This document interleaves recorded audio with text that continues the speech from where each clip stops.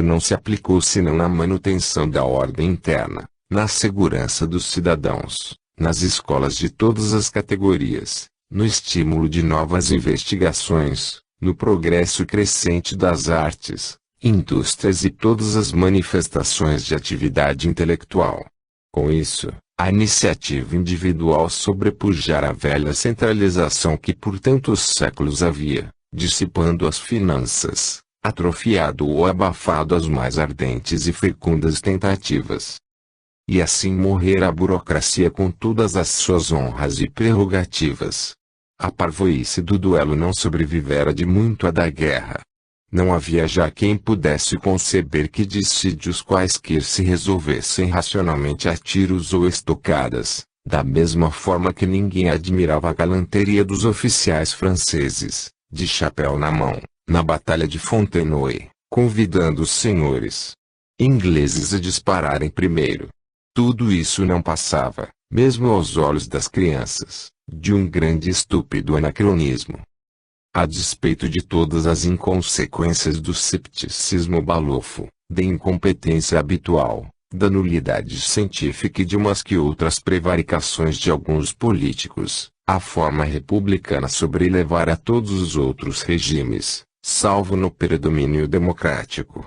Reconheceram, afinal, que não pode haver igualdade intelectual e moral entre os homens, e que melhor fora confiar o governo a um grupo de espíritos de escola, do que entregá-lo a uma turba de ambiciosos, cujo mérito principal consistia na força dos pulmões e na loquacidade inexaurível, sem outro ideal que o de tirarem partido pessoal no jogo constante das paixões populares. Verificara-se, outro sim, que uma Câmara composta de centenas de homens tinha menor capacidade de julgamento que um só homem. Os erros grosseiros, os excessos brutais da demagogia tinham, mais de uma feita, colocado a República em perigo de morte. Mas, dado que a hereditariedade monárquica também não garantia maiormente os deveres de um governo racional, acabaram adotando uma Constituição patrocinada por limitado número de cidadãos, eleitos sob garantias de um sufrágio também selecionado e restrito. Os títulos e galardões não mais se distribuíam ao primeiro pleiteante que os ambicionava, e sim aos estudiosos que, por seus comprovados méritos, a eles fizessem jus. A uniformidade dos povos, das ideias, dos idiomas fora o complemento dado dos pesos e medidas. Nenhuma nação recusara o sistema baseado na mensuração do próprio orbe. A moeda tornou-se uma só. Um só meridiano inicial regulou a geografia. Esse meridiano passava pelo observatório de Greenwich e era no seu antípoda que o dia mudava de nome, às 12 horas. O meridiano de Paris, havia muito, caíra em desuso. A esfera terráquea fora, durante alguns séculos, convencionalmente dividida em fusos de 24 horas, mas as diferenças da verdadeira hora acarretando irregularidades e lógicas inúteis. As horas locais absolutamente necessárias às observações astronômicas haviam reaparecido como satélites da hora universal. Contava-se, então, consecutivamente de 1 a 24, e não mais infantilmente, como outrora, 2 vezes 12 horas. Transformações não menos radicais houveram nas ciências, nas artes, nas indústrias e, sobretudo, na literatura. A classificação dos conhecimentos humanos, do ponto de vista do seu valor intrínseco, mudou com o progresso relativo de cada uma. A meteorologia, por exemplo, tornou-se uma ciência exata e atingiu a precisão da astronomia. Chegara-se a prever o tempo para o século 30, qual prevemos hoje um eclipse, ou a visita de um cometa. Os antigos almanaques foram substituídos por anuários seguros, prenunciando com grande antecipação todos os fenômenos da natureza. Festividades públicas, diversões particulares, viagens e passeios já se não adiavam por mau tempo e, no mar, tampouco, os navios se deixavam colher por tempestades. As florestas haviam desaparecido inteiramente, não só para cultivo do solo, como para atender à fabricação do papel. o juro legal da moeda baixara a 0,5%. Os grandes capitalistas foram relegados ao plano tradicional das idades fósseis. A eletricidade substituíra o vapor. Estradas de ferro, tubos pneumáticos, funcionavam no transporte de cargas. As viagens eram feitas de preferência em balões dirigíveis, aeronaves elétricas, aeroplanos, helicópteros, uns mais, outros menos pesados que o ar.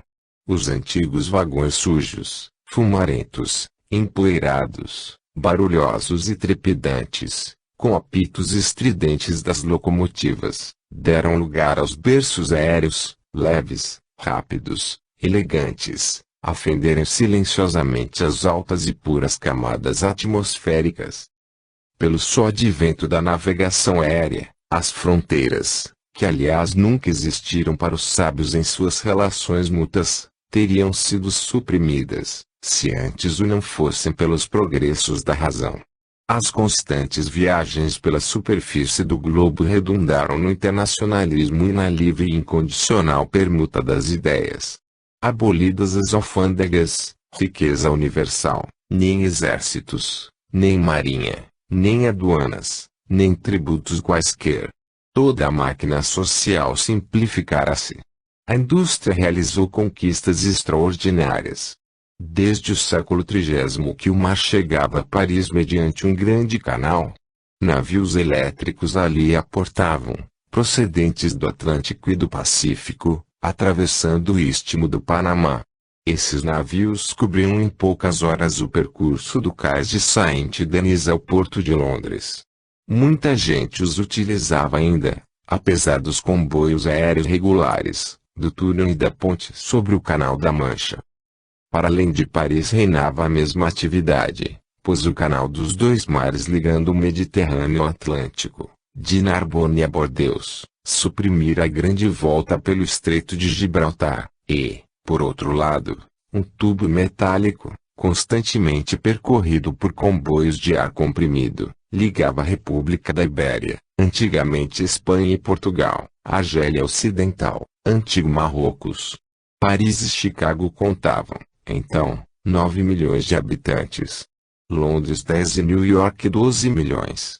Prosseguindo em sua marcha para o oeste, Paris estendia-se da confluência do Marne para além de Saint-Germain. A velha cidade apenas se reconheceria por antigos monumentos arruinados, dos séculos XIX e XX. Para fixar apenas alguns aspectos, diremos que a cidade era iluminada por 100 luas artificiais, faróis elétricos suspensos de torres altas de 1000 metros. Chaminés com a sua fumarada haviam desaparecido, pois todo o calor era o do solo, ou produzido por usinas hidrelétricas. A navegação elétrica suprimira todos os veículos primitivos, das épocas ditas bárbaras. Ninguém via lama nem poças d'água pelas ruas, pois que a primeira gota de chuva os toldos de vidro eram logo corridos, e os milhões de guarda-chuvas fósseis ficavam assim substituídos. Enfim, o que chamamos hoje de civilização, não passava de primitivismo, em relação aos progressos realizados. Todas as grandes cidades haviam progredido em detrimento dos campos.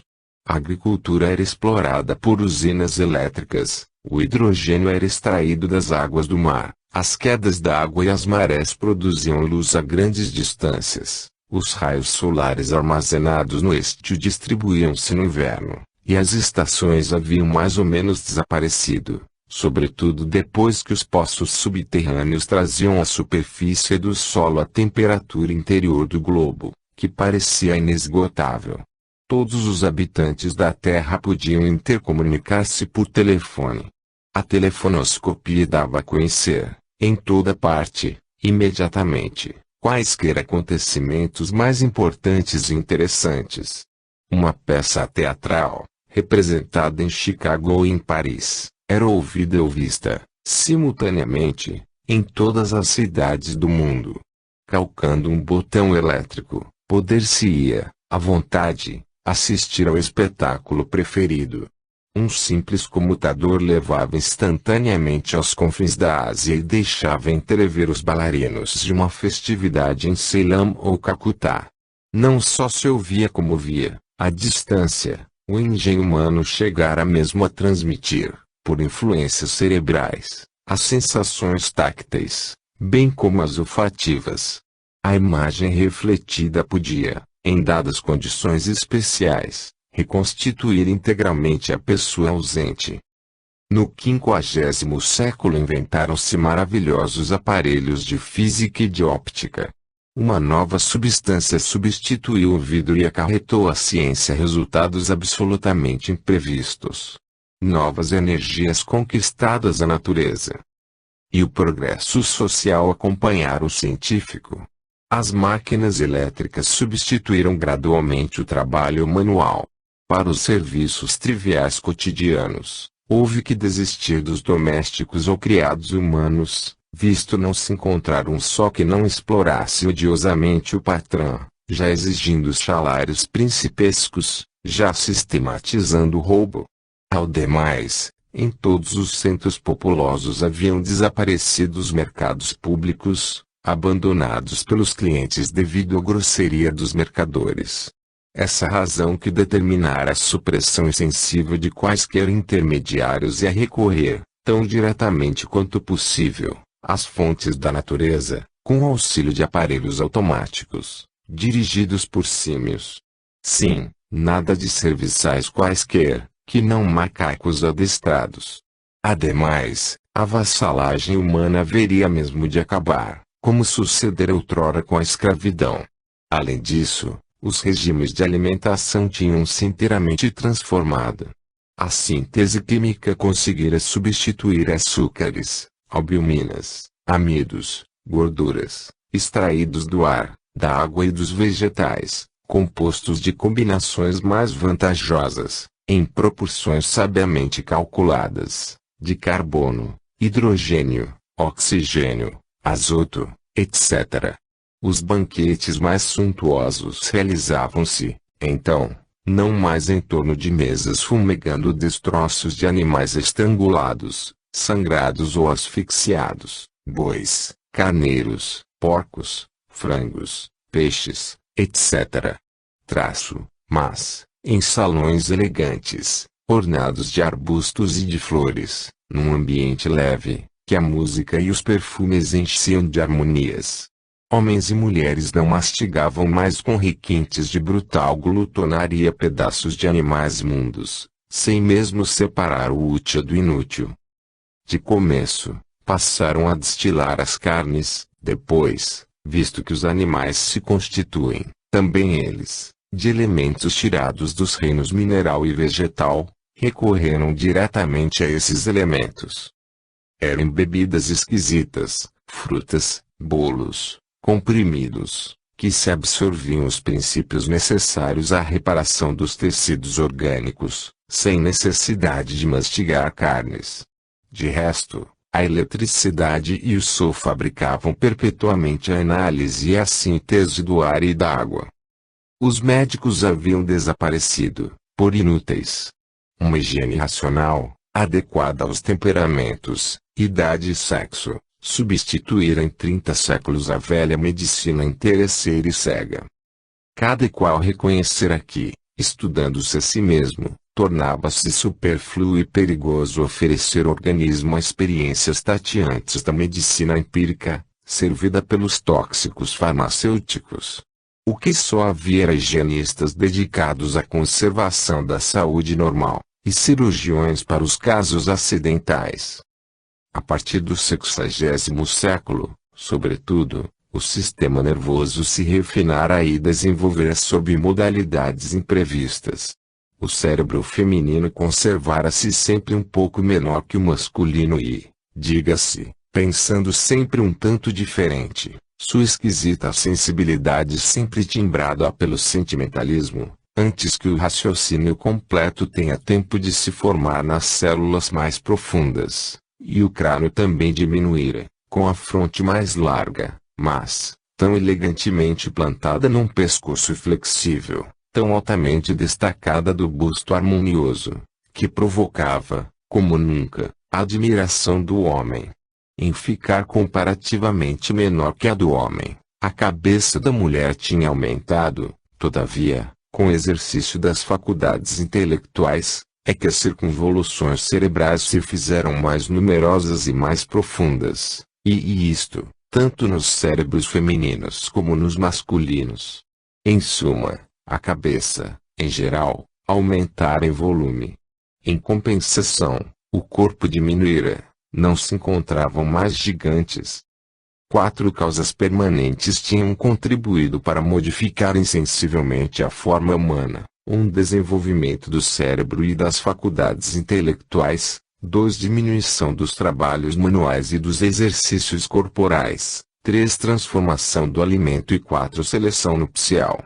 A primeira tivera por efeito aumentar a cabeça proporcionalmente ao resto do corpo; a segunda, diminuir a força dos braços e das pernas; a terceira, restringir a amplitude do ventre, apequenando, afilando e perolando os dentes; a quarta, ao invés, como que tender a perpetuar as formas clássicas da beleza humana, na estatura masculina, na nobreza da fronte elevada para o céu, nas curvas firmes e graciosas da mulher. No 100º século da nossa era, não houve mais que uma só raça, a Sas pequena de porte, branca, e na qual os antropologistas poderiam talvez reencontrar vestígios de anglo-saxônios e chineses. Nenhuma outra raça veio substituir e dominar a nossa. Quando os poetas haviam anunciado que o homem acabaria, com o progredir maravilhoso de todas as coisas, adquirindo asas e voando com a sua energia dos seus músculos, não tinham estudado as origens da estrutura antropomórfica. Não lhes ocorreu que, para ter ao mesmo tempo braços e ossos, o homem deveria pertencer a uma ordem zoológica de sextúpedes, inexistentes em nosso planeta, ao passo que lhe proveu do quadrúpede, cujo tipo foi gradualmente transformado. Entretanto, se de fato não adquirira novos órgãos naturais, não deixava de os ter artificiais. Ele sabia, notadamente, guiar-se nos ares, planar nas alturas do firmamento, servindo-se de aparelhos elétricos muito rápidos e simples. Compartilhava com as aves os domínios da atmosfera. É muito provável que se uma raça de grandes voadores pudesse adquirir, séculos afora, graças à faculdade de observação, um cérebro análogo ao do homem, ainda mais primitivo, essa raça não tardaria a dominar a espécie humana, substituindo-a por uma nova raça. Mas, como a intensidade do peso terrestre opõe-se a que os seres alados adquiram a qualquer tempo um tal desenvolvimento, a humanidade, evolvida, ficará sempre soberana deste mundo. Chegada ao do 100º século, a espécie humana deixara de apresentar qualquer semelhança física com os macacos. Do ponto de vista moral, perdera, também, a afinidade com os animais carnívoros. Todas as divisões nacionais das épocas remotas haviam sucessivamente desaparecido, após reações e flutuações formidáveis. A Europa, uma vez pacificada, sofrera a inundação asiática. Enquanto havia bárbaros, as civilizações eram periodicamente agredidas pela brutalidade da força, de vez que, chegados ao bem-estar, à riqueza, à ordem, ao saber, é que os povos deixam de conceber separações nacionais, perdem a noção de pátria e acabam sucumbindo ao embate invasor dos vizinhos ainda barbarizados. Tal fora a sorte do Egito, da Pérsia, da Grécia, de Roma, da França e, finalmente, da Europa toda. Primeiro os eslavos, depois os chineses, haviam dominado.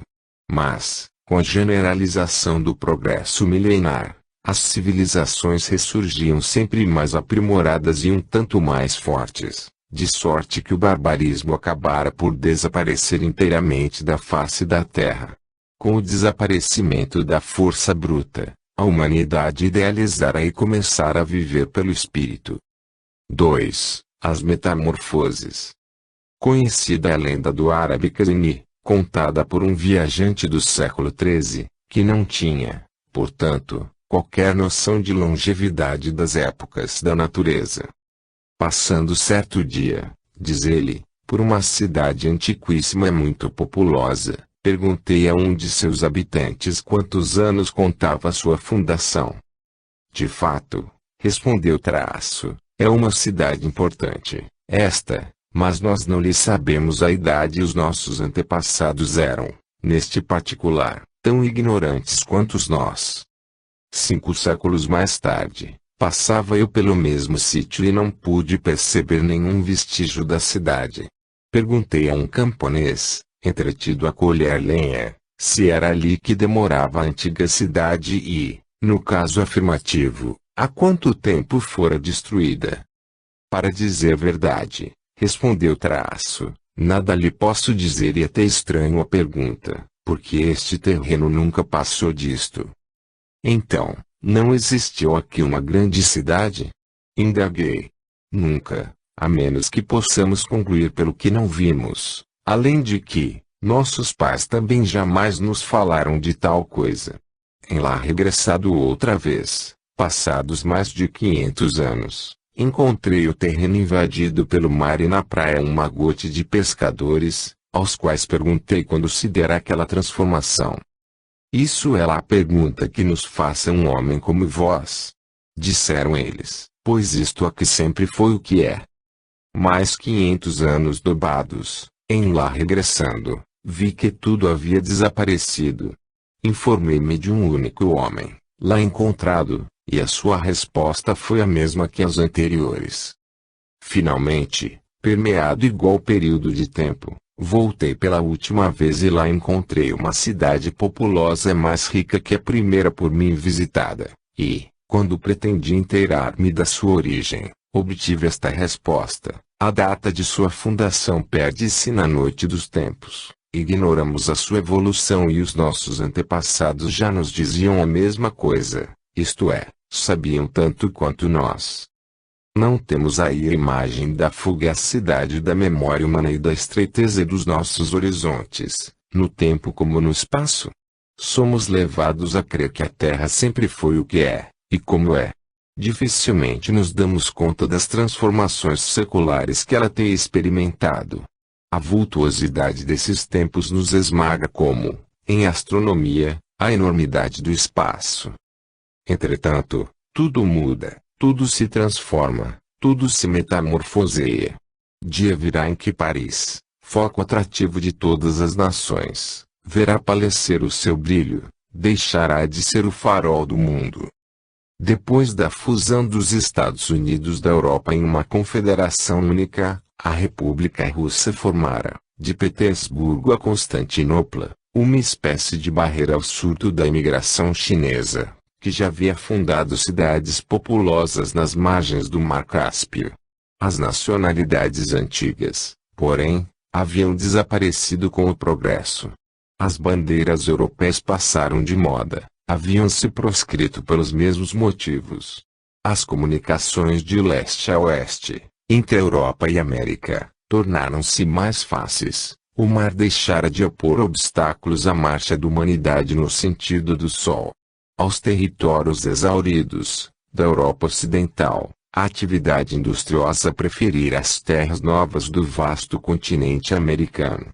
Desde o século XXV o foco da civilização fulgurava às margens do lago Michigan, em uma como nova Atenas de 9 milhões de habitantes, igual a Paris. Contudo, não tardou seguir-se a bela capital francesa o destino de suas irmãs mais velhas, Roma, Atenas, Mênfis, Tebas, Nínive, Babilônia. Os grandes tesouros, os recursos de toda a ordem e as atrações eficazes deslocaram-se, transpuseram o oceano, estavam alhures. A Ibéria, a França, a Itália, pouco a pouco despovoadas, viram estender-se a solidão sobre as suas velhas cidades em ruínas. Lisboa havia desaparecido, destruída pelas ondas. Madrid, Roma, Nápoles e Florença não passavam de escombros, e Paris, Lyon e Marsella não tardaram a acompanhá-las na mesma derrocada. O tipo humano e os idiomas sofreram tal transformação que nenhum etnólogo ou linguista seria capaz de encontrar resquícios do passado. Havia muito que já se não falava: o francês, o inglês, o alemão, o italiano, o espanhol, o português. A Europa emigrara para além do Atlântico e a Ásia se deslocara para a Europa.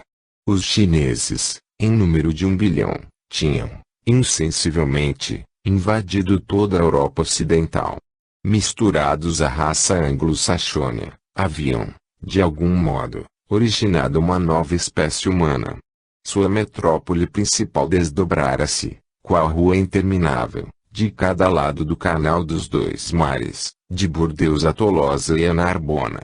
As causas da fundação de Lutécia na ilha do Sena, que haviam gradualmente desenvolvido a cidade dos parisienses até o século XXV, não mais existiam e Paris entrara em rápida decadência. O comércio apossara-se do Mediterrâneo e das grandes rotas oceânicas, e o Canal dos Dois Mares era um empório mundial. As nações a que chamamos modernas haviam se eclipsado, como as antigas. Depois de uma existência bem peculiar, de mais ou menos 2000 anos, a França se diluíra no Estado europeu, no século XXVIII, o mesmo acontecendo à Itália no 29 e à Alemanha no 33. A Inglaterra, essa, disseminara-se por todos os mares. A velha Europa oferecia ao olhar e ao pensamento humanos o mesmo panorama das planuras da Síria, da Caldeia, do Egito. Novos tempos, nova gente. Seres outros povoaram as antigas cidades. Assim que, em nossos tempos, Atenas e Roma ainda sobrevivem, mas sua fisionomia é outra, e há muito desapareceram dos cenários primitivos gregos e romanos. As costas do sul e do oeste, da antiga França, tinham sido protegidas por diques, a fim de barrar a invasão do mar, mas, descurados o norte e o nordeste, devido ao afluxo das populações do sul e sudoeste, a depressão lenta e constante das praias continentais, observadas já na época de César, chegou abaixo do nível do mar este, continuando a alagar a Mancha e a carcomer as rochas, do Ave à ponta do Elder, sobrepujar os diques holandeses invadindo os Países Baixos, a Bélgica e o norte da França.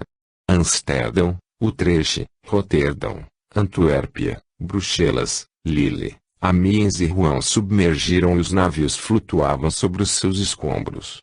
Paris mesma, depois de arvorada em porto de mar durante muito tempo, vira as águas subirem as torres de Notre-Dame e cobrirem de ondas inquietas a planície rememoravam onde, por tantos e longos anos, se jogaram os destinos da terra. Dera-se com a França a mesma coisa que com a Holanda de outros tempos, cujas cidades estragadas pelo mar deixavam entrever por longo tempo, sob o lençol transparente das águas, a magnificência das suas ruínas. Sim. Paris, a bela Paris, a velha e gloriosa cidade já não passava de um montão de escombros. O solo europeu, principalmente a oeste e norte, tinha baixado muito, à razão de 30 centímetros cada século, e avançado 3 metros sobre as terras desagregadas. A carta geográfica da França mudara lentamente. A depressão fora de 3 metros por 1000 anos, ou 24 metros em 8.000 anos, e, visto que o nível do Sena, em Paris, não passa de 25 metros acima do mar, as grandes marés vinham lamber o cais parisiense, junto aos penedos de São Germano. Simultaneamente, a erosão marítima arrebatara ao continente uma faixa de 24 quilômetros de largura, em todo o litoral.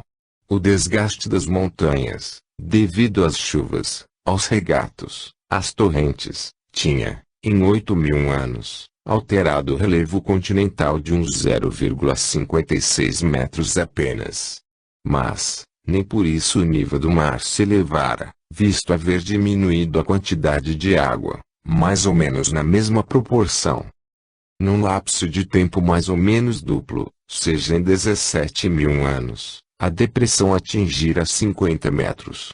Insensível, mas progressivamente abandonada, Paris acabara submergindo-se de todo. O forasteiro errante pelas ruínas espalhadas nas colinas, mal poderia localizar o Louvre, as Tulherias, o Instituto, enfim, tudo que constituíra as velhas glórias da cidade morta. Curioso ver a variação geográfica que uma fraca diferença de nível carreta. Tracemos dois mapas da França, um com seu território acima a 50 metros do nível atual, como foi outrora, e outro com uma depressão equivalente, que o futuro parece reservar-lhe, confrontando-as. Que transformação!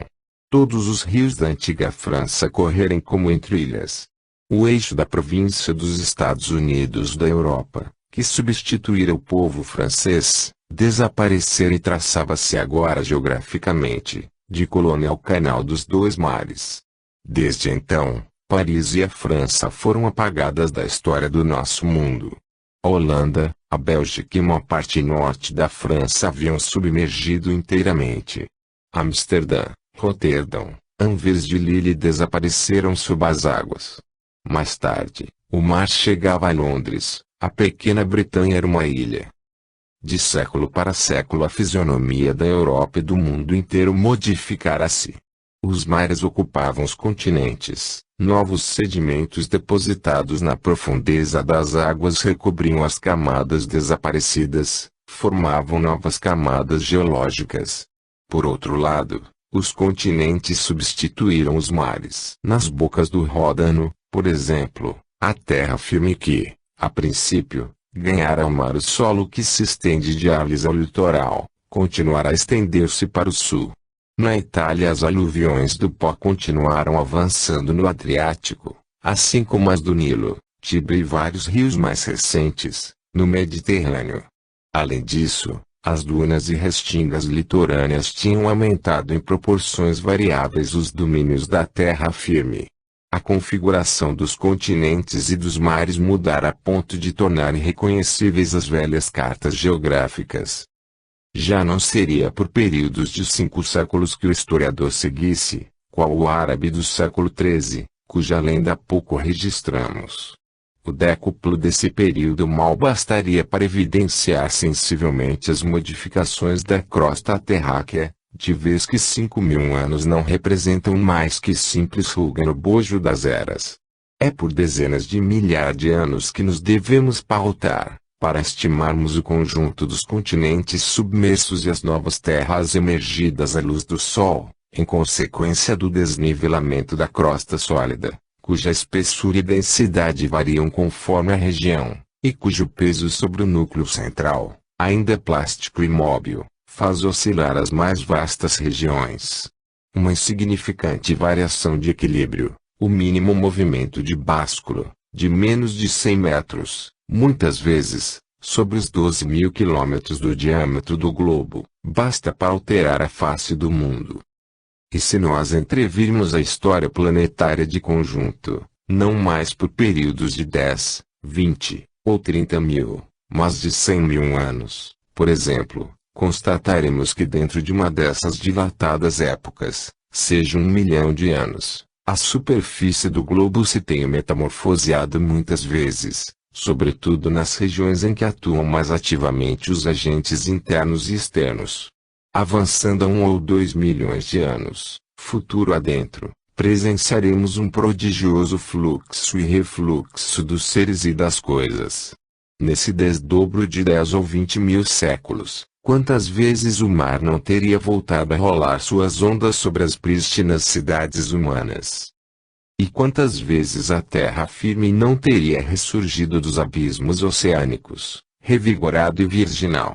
Essas variações haviam se operado outrora, mediante revoluções bruscas, aluimento do solo, deslocação de nível, rupturas de dicas naturais, tremores de terra, erupções vulcânicas, afloramento de montanhas. Isso, nos tempos primívos, quando o planeta ainda quente e líquido não se revestia senão de fina película, mal coagulada no oceano ardente. Mais tarde, as transformações tornaram-se mais lentas, à medida que a crosta se adensava e consolidava.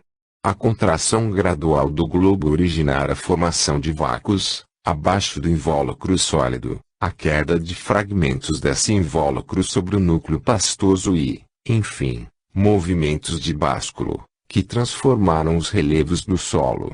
Mais tarde ainda, modificações insensíveis foram produzidas pelos agentes externos. De um lado os rios, carreando para os estuários os destroços das montanhas, tinham alteado o fundo do mar e aumentado, lentamente, os domínios da terra, entupindo de século em século os antigos portos, e, por outro lado, a ação das vagas e das tempestades, corroendo constantemente as rochas, tinha diminuído o domínio dos continentes em benefício do mar. Perpetuamente sem tréguas, a configuração das costas marítimas se transformara. Mar e terra permutaram de leito, mais de uma vez. Nosso planeta tornara-se para o historiador um mundo outro, inteiramente diverso. Tudo mudara. Continentes, mares, acidentes geográficos, raças, idiomas, costumes, corpos, espírito, ideias, sentimentos, tudo. A França submersa, o fundo do Atlântico emergido, uma parte da América desaparecida, um continente no lugar da Oceania, a China afogada também, a morte onde existira a vida onde habitar a morte. E o olvido eterno de tudo que fizera outrora a grandeza e a glória das nações. Se a humanidade atual emigrasse para Marte, talvez se visse lá menos expatriada do que voltando à Terra nesses longínquos eivos futuros. Da mesma forma, de tempos em tempos, a fauna do globo se transformara gradualmente. As espécies selvagens, como leões, tigres, hienas, panteras, elefantes, girafas, tanto quanto baleias, tubarões e focas desapareceram por completo. O mesmo se dera com as aves de rapina. O homem havia conquistado e domesticado as espécies utilizáveis, destruindo as outras e senhoreando inteiramente o mundo. O predomínio da natureza recuara constantemente ante as vitórias da civilização. Todo o planeta era como o jardim da humanidade, cultivado científica, inteligente e racionalmente. Nele, não mais se viram árvores frutíferas e vinhedos florirem antes dos degelos da primavera, nem saraivadas derrubando frutos, nem ventanias vergando trigais, nem rios inundando cidades, nem chuvas, nem secos sacrificando colheitas, nem excessos de frio ou de calor ceifando vidas. Durante o inverno, utilizava-se o calor solar, cuidadosamente armazenado no estio. A ordem natural, tanto quanto a social, estava organizada. Os trabalhadores já não morriam de fome, dizimados pela indigência, e os ociosos e sibaritas também não morriam de apoplexia ou gastralgia, por muito comer. Porque o reinado era, só e só, da inteligência. 3. O apogeu. O progresso é a lei suprema, imposta pelo Criador a todas as criaturas. Cada ser procura o melhor. Nós ignoramos de onde viemos e para onde vamos. Os sistemas solares conduzem os mundos através do espaço infinito. Nós não vemos a origem, nem o fim, e o porquê permanece desconhecido. Mas, em nossa esfera de percepção tão restrita, tão limitada e incompleta, malgrado a morte dos indivíduos, das espécies e dos mundos, constatamos que o progresso rege a natureza e que todo ser criado evolve, constantemente, para um grau superior. Todos querem subir. Ninguém quer descer.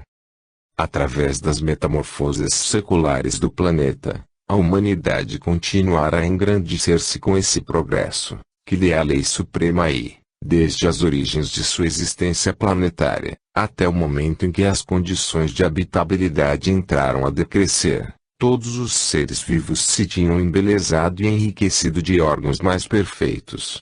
A árvore da vida terrestre aflorada com os protozoários rudimentares, acéfalos, cegos, surdos e mudos, quase totalmente desprovidos de sensibilidade, tinha se alçado à luz, adquiridos sucessivamente os maravilhosos órgãos dos sentidos e chegar ao homem, que, aperfeiçoando-se por sua vez, de século em século, transformará-se de selvagem primitivo, escravo da natureza, no soberano intelectual, dominador do mundo e procurando fazer dele um paraíso de felicidade, de ciência e de voluptuosidade. A ciência havia transfigurado o planeta, seus habitantes viviam, enfim, no céu, sabendo-se dele cidadãos. A física e a química contavam tantos progressos quanto a astronomia. A indústria, em toda parte, substituíra por máquinas automáticas o trabalho manual. Culminavam as artes nas mais nobres com belas concepções humanas. A sensibilidade nervosa do homem adquirira desenvolvimento prodigioso. Os 6 velhos sentidos da vista, audição, olfato, paladar, táctil, genésico, tinham se elevado gradualmente acima das grosseiras sensações primitivas, para atingir uma delicadeza requintada. Graças ao estudo das propriedades elétricas dos seres vivos, um 7º sentido, o elétrico, se criara, por assim dizer, e todas as peças, e todos os homens e mulheres possuíam a faculdade mais ou menos vivaz e ativa, conforme o seu temperamento, de atrair ou repelir os corpos vivos ou inertes. O sentido predominante, porém, o que representava o maior papel nas relações humanas era indubitavelmente o 8º, o sentido psíquico, que permitia aos espíritos comunicarem-se, à distância. Outros 2 sentidos foram entrevistos, mas sofreram paralisação fatal no seu desenvolvimento, quase ao nascer. O primeiro tivera por objetivo a visibilidade dos raios ultravioleta, tão sensíveis aos processos químicos, mas completamente obscuros para a retina humana. Os olhos humanos que procuraram exercitar-se nesse sentido, quase nada alcançaram em faculdades novas, e muito perderam das antigas. O segundo tivera por fim a orientação, mas quase nada conseguira, mesmo procurando pesquisar e adaptar-se ao campo do magnetismo terrestre. Ninguém lograva, tampouco, sumir os ouvidos aos discursos soporíferos, qual se faz com os olhos fechando-os à vontade, e como se faz noutros mundos mais evolvidos. Nosso organismo imperfeito opusera-se, fatalmente, a mais de um progresso desejável. A descoberta da periodicidade sexual do óvulo feminino tinha acarretado, por algum tempo, um desequilíbrio alarmante quanto à proporcionalidade dos nascimentos, levando a crer que só houvesse filhos varões. E o ritmo só se restabeleceu em virtude de uma verdadeira transformação social. Pouco a pouco, em certas regiões, as mulheres deixavam de ser mães e atribuíam os encargos da função, julgados prejudiciais à elegância e ao comodismo, às mulheres ditas do povo, e dos campos. O amor tornara-se a lei suprema, como levando em si o seu objeto, em detrimento do velho preceito de perpetuidade da espécie, para só envolver a criatura em gozos e afagos. A beleza e o perfume das flores também fazem, às vezes, esquecer os frutos. De resto, muito tempo havia que só das camadas populares saíam as gerações robustas. Os círculos aristocráticos, enervados, apenas davam raros e mofinos rebentos. O que se via, então, nas cidades esplendentes, era uma nova raça de mulheres a derramarem no mundo o encanto caricioso e lascivo das voluptuosidades orientais, ao demais refinadas pelos progressos de um luxo extravagante. Os costumes e as convenções sofreram profundas alterações. A infância era educada pelo Estado, as heranças foram radicalmente suprimidas. Os vínculos do casamento legal já não existiam, nem lei alguma que encadeasse 2 seres. As mulheres, eleitoras e elegíveis, tendo conquistado posição destacada na legislatura, esforçaram-se por manter íntegras as antigas vantagens do instituto nupcial. Contudo, não puderam impedir caíssem elas em progressivo desuso. As uniões inspiradas só no amor, ardente e compartido, substituíram os partidos de mera conveniência econômica ou social. A livre escolha dos nubentes, a seleção e a hereditariedade produziram uma raça de homens regenerados, qual se houvera saído da terra fecundada por novo dilúvio, para novamente transformar a fisionomia do mundo. Novas civilizações se sucederam, fluxo e refluxo da maré imensa da história humana. A matéria humilhou-se pouco a pouco, graças ao domínio ascendente do espírito. Os operários intelectuais, cujos dias fogem tão rápidos, tinham conseguido prolongar de 2 horas o seu trabalho consagrado a pesquisas úteis à humanidade, roubando essas 2 horas aos nulos de inteligência, que procuram matar o tempo. De comum acordo, os primeiros estabeleceram dias de 16 horas e os segundos de 12, no sentido de que os primeiros dormiam 6 horas, enquanto os segundos soneavam 10, durante as quais, hábeis técnicos lhes subtraíam, numa operação sutil de alguns segundos, certa dose de energia vital, que transfundiam nas artérias dos primeiros. Assim, era como se todos houvessem dormido 8 horas, mas, com um ganho real de 2 horas a favor dos homens úteis. O oitavo sentido, o psíquico traço, representava um grande papel nas relações humanas. O desenvolvimento das faculdades intelectuais e a cultura dos estudos psíquicos haviam transfigurado completamente a nossa raça. Descobriram-se na alma forças latentes, dormitantes no período primário dos instintos grosseiros, que durara mais de 1 milhão de anos. À medida que a alimentação bestial de tantos anos tornara-se de ordem química, as faculdades se haviam despertado e acendrado, num surto magnífico. Desde então, não mais se pensava como atualmente. As almas se comunicavam à distância. As vibrações etéreas, resultantes dos movimentos cerebrais, transmitiam-se por virtude de um magnetismo transcendente, do qual até as crianças podiam utilizar-se.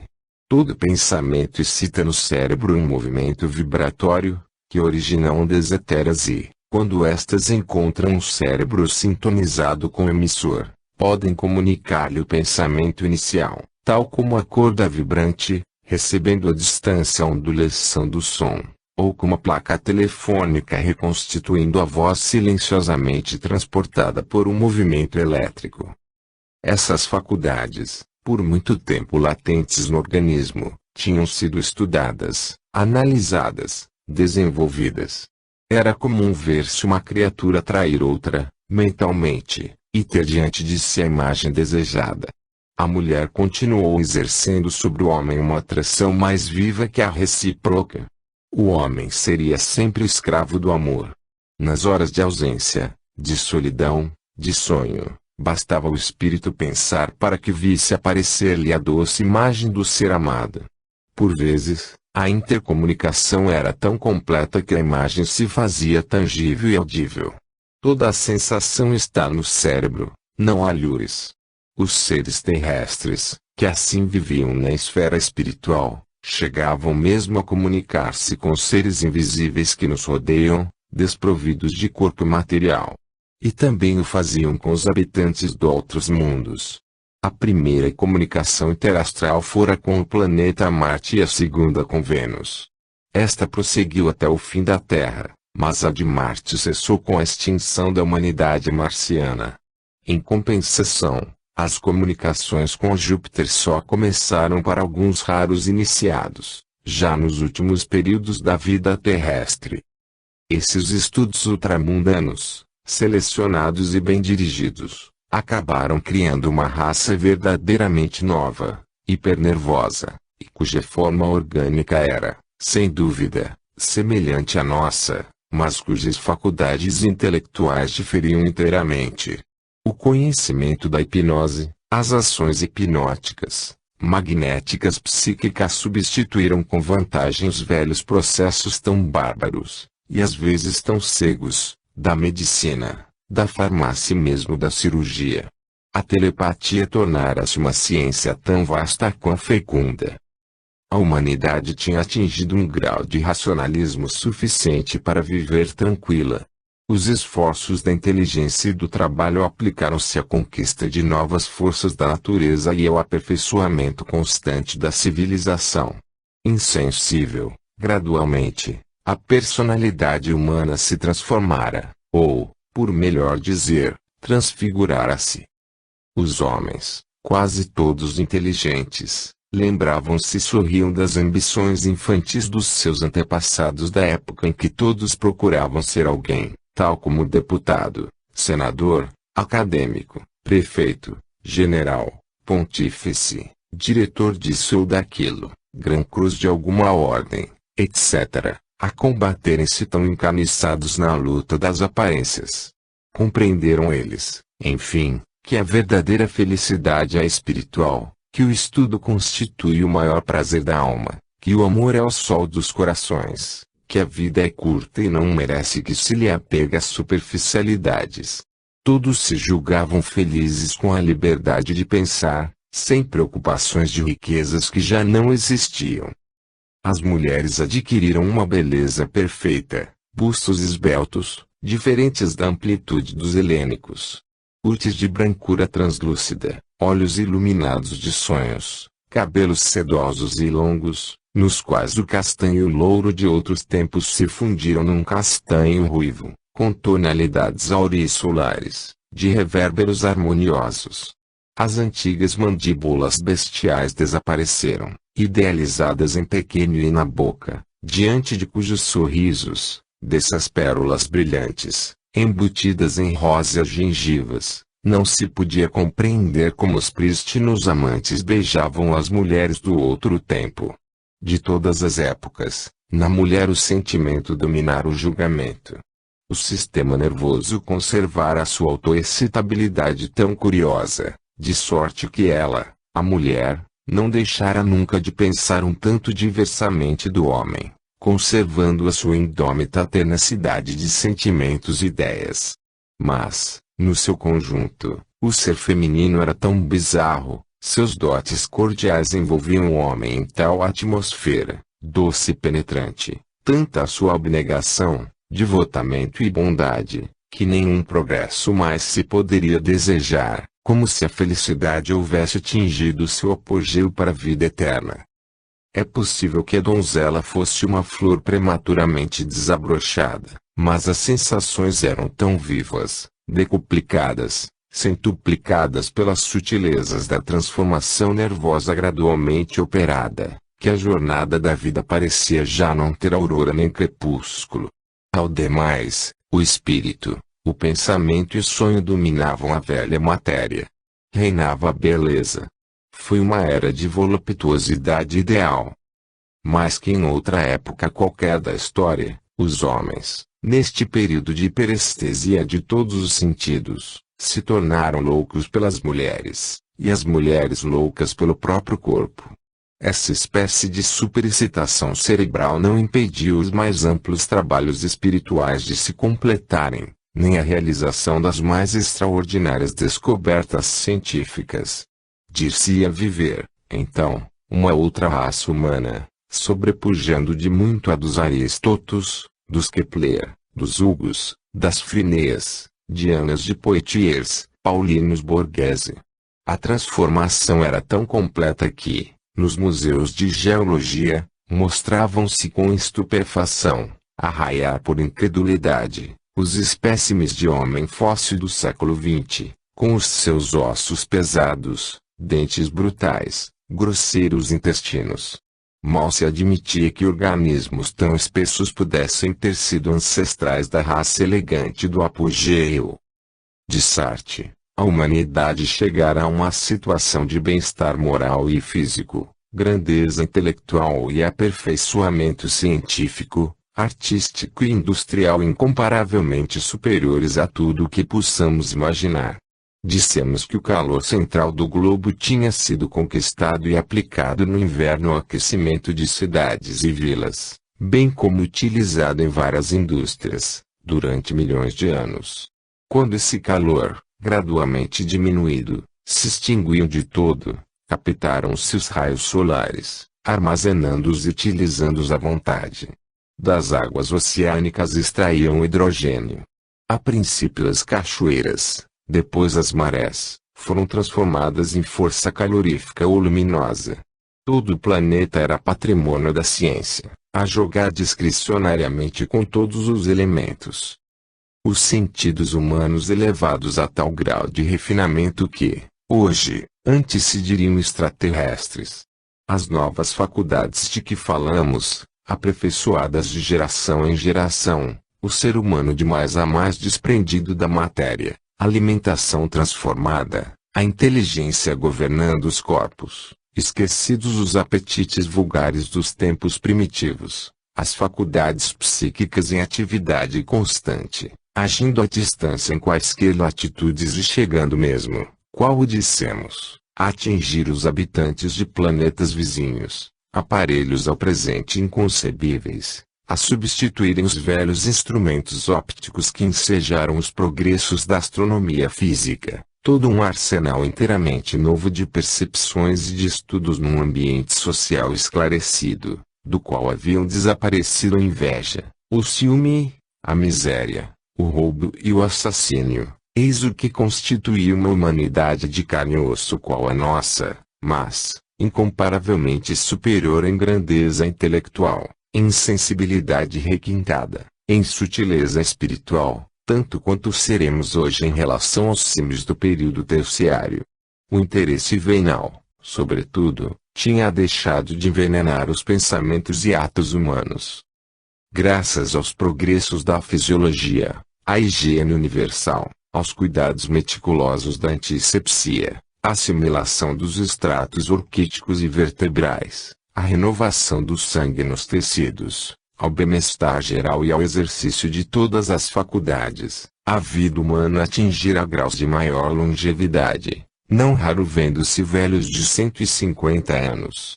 Não puderam, é fato, matar a morte, mas acharam meios de não envelhecer e de conservar as energias juvenis até além dos 100 anos.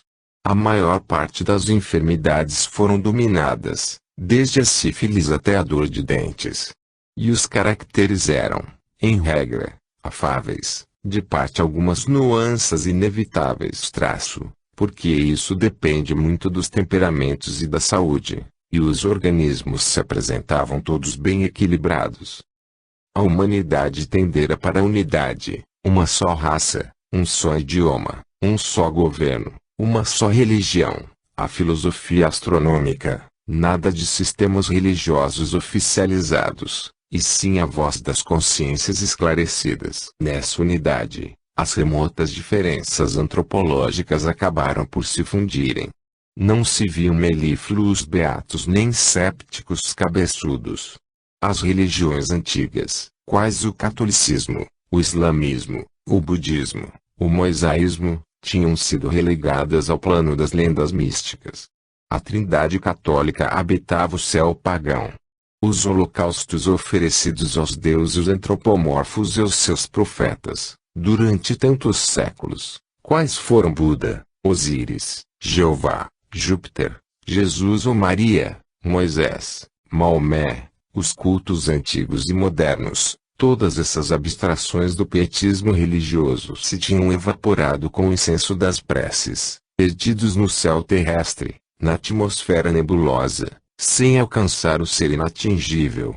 O espírito humano não conseguira conhecer o incognoscível. A astronomia tinha atingido seu alvo, o conhecimento da natureza dos outros mundos. Tal como se deu com as línguas, com os ideais, com as leis e os costumes, também outra era a maneira de calcular o tempo. A divisão em anos e séculos continuava em vigor, mas a era cristã desaparecera com os santos do calendário, bem como as eras muçulmana, judaica, chinesa, etc. As velhas regiões do Estado extinguiram-se com os seus respectivos ministérios, progressivamente substituídos no coração do homem pela filosofia astronômica. Não havia mais que um calendário para toda a humanidade, composto de 12 meses repartidos em 4 trimestres iguais de 3 meses de 31, 30 e 29 dias, em que cada trimestre continha exatamente 13 semanas. O dia de ano bom era festivo e não entrava no cômputo. Nos anos bissextos eram contados 2 dias de ano bom. O semana foi conservada. Todos os anos começavam em segunda-feira e as datas correspondiam indefinidamente aos mesmos dias da semana.